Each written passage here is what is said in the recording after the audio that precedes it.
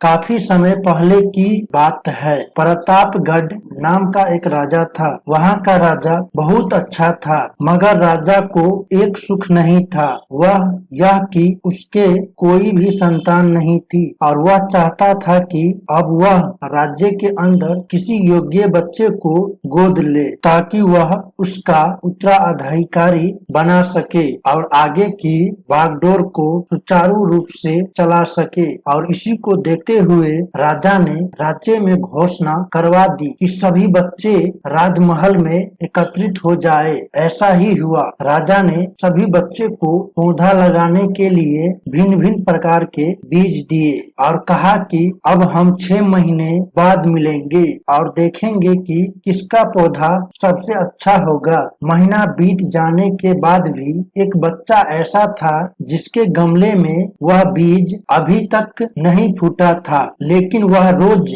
उसकी देखभाल करता था और रोज पौधे को पानी देता था। देखते ही देखते 3 महीने बीत गए। बच्चा परेशान हो गया। तभी उसकी माँ ने कहा कि बेटा धैर्य रखो, कुछ बीजों को फलने में ज्यादा वक्त लगता है। और वह पौधे को सींचता रहा। 6 महीने हो गए। राजा के पास जाने का समय आ चुका था, लेकिन वह डरा हुआ था कि सभी बच्चे को गमले में तो पौधे होंगे और उसका गमला खाली होगा। लेकिन वह बच्चा ईमानदार था और सारे बच्चे राजमहल में आ चुके थे। कुछ बच्चे जोश से भरे हुए थे क्योंकि उनके अंदर राज्य का उत्तराधिकारी बनने की प्रबल लालच थी। अब राजा ने आदेश दिया, सभी बच्चे के अपने अपने गमले दिखाने लगे, मगर एक बच्चा सहमा हुआ था क्योंकि उसका गमला खाली था। तभी राजा की नजर उस गमले पर गई। उसने पूछा,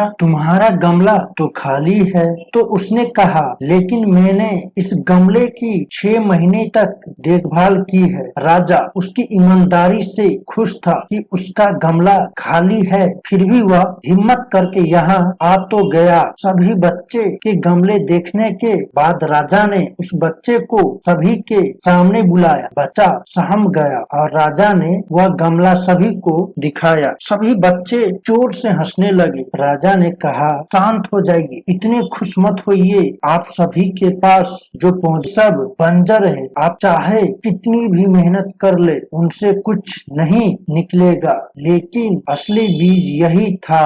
राजा उसकी ईमानदारी से बेहद खुश हुआ और उस बच्चे को राज्य का उत्तराधिकारी बना दिया गया। लेकिन हमें इस कहानी से क्या सीखने को मिलता है? मेरी हिसाब से अपने अंदर ईमानदारी का होना बहुत जरूरी है। धन्यवाद।